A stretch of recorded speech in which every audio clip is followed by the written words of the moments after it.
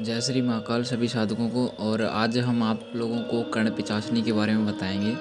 जो लोग इनकी साधना करते हैं या कर रखी है, उनका अनुभव भी आज हम बताएंगे कि वह कैसा उनका अनुभव होता है। बड़ी ही खतरनाक साधना होती है। इसको आप छोटा मोटा साधना मत समझना कि जैसे अप्सरा परी और इसकी हो जाती है वैसे ही इसकी भी हो जाती होगी। नहीं, ये साधना अपने आप में बड़ी खतरनाक है। और इस साधना को शुरू करने से पहले खुद का स्वयं अपना गुरु निर्धारित कर लेना, उससे उसके निर्देशन में आप साधना करना। जहाँ आप रहते हैं वहीं पर ही वह गुरु भी रहना चाहिए, ताकि अगर कोई बात हो, कोई घटना घटे तो आप उस गुरु को बता सकते हैं, वह संभाल लेंगे। ठीक है, तो ये आपको साधना गुरु के निर्देशन में करनी चाहिए। इतनी खतरनाक होती है इसका प्रभाव, और इसके सब कुछ मैं आपको बताता हूँ इस वीडियो में। आप साधना मान लो कि आप 21 दिन की है, तो वह चौथे पाँचवें दिन में ही उसका अनुभव शुरू हो जाता है। मौजूदगी आपको पता चलने लग जाएगी, थोड़ी थोड़ी महसूस होने लग जाएगा कि हाँ, कोई शक्ति आ गई हमारे पास में।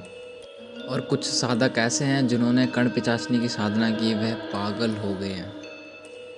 यह सत्य घटना है पूरी तरह से। वह पागल हो गए, आज भी मेरे सामने घूमते हैं, ऐसे पागलों जैसी हरकत करते हैं। सिद्ध होने के बाद जो साधक पूछता है जिसके बारे में, जिस भी व्यक्ति के बारे में, उसको कान में उसकी आवाज़ आती है कि यह व्यक्ति ऐसा है, इसके ऐसे कर्म हैं, और ये साधक जो भी व्यक्ति है वो ये काम करके आया है। जो कुछ भी पूछना है किसी व्यक्ति के बारे में जो आपके सामने खड़ा है, आपसे मिलने के लिए आया हुआ है, आपको पता नहीं है कहाँ से आया है, क्या करने आया है, तो आप उससे पूछ सकते हैं। कानों कान में आपके पता चल जाएगा कि यह व्यक्ति कहाँ से आया, किस कारण आया है। तो इसमें और जो व्यक्ति होता है उसके भूत भविष्य, आगे उसके साथ क्या होने वाला, ये भी आपको पता चल जाएगा। और पीछे क्या हो गया है उस व्यक्ति के, वो भी आपको पता चल जाएगा। ये सारी भूत भविष्य वर्तमान की सारी चीज़ें वह कानों कान में आपको बता देगी तुरंत ही, जिसके बारे में भी आपको पूछना है। और इसके माध्यम से आप किसी को भी ठीक कर सकते हैं, बता सकते हैं कि आप यह कार्य करो तो आपको परेशानी से निजात हो जाएगा। अब बात करते हैं यहाँ पर, साधना जब 21 दिन की होती है, तो वह जब चौथा पाँचवा दिन बीतता है, तब उसकी एहसास होता है उस शक्ति का कि हाँ, कोई आ गया है मेरे पास में।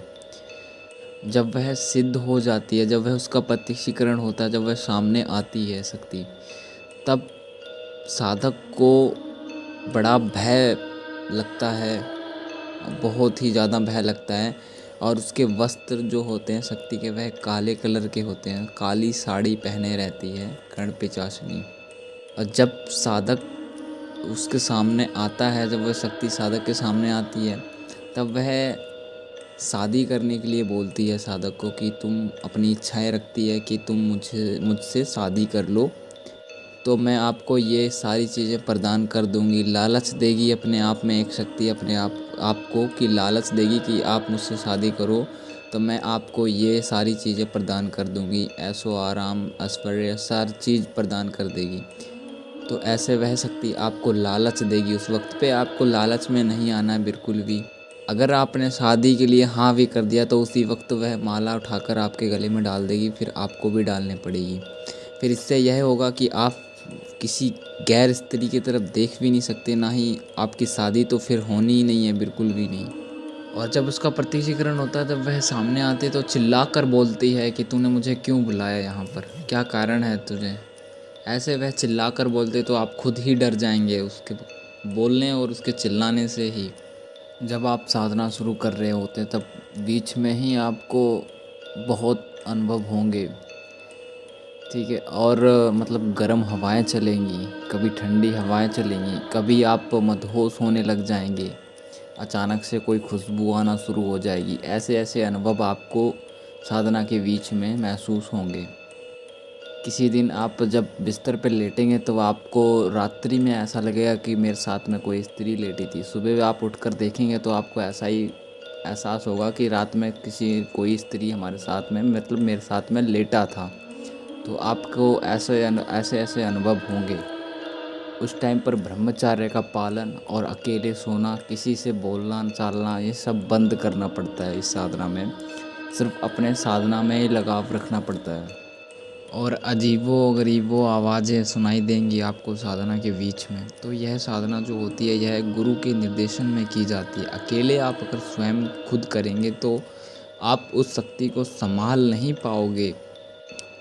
अगर वीडियो अच्छा लगा हो तो लाइक कर देना और सब्सक्राइब कर देना। जय श्री महाकाल।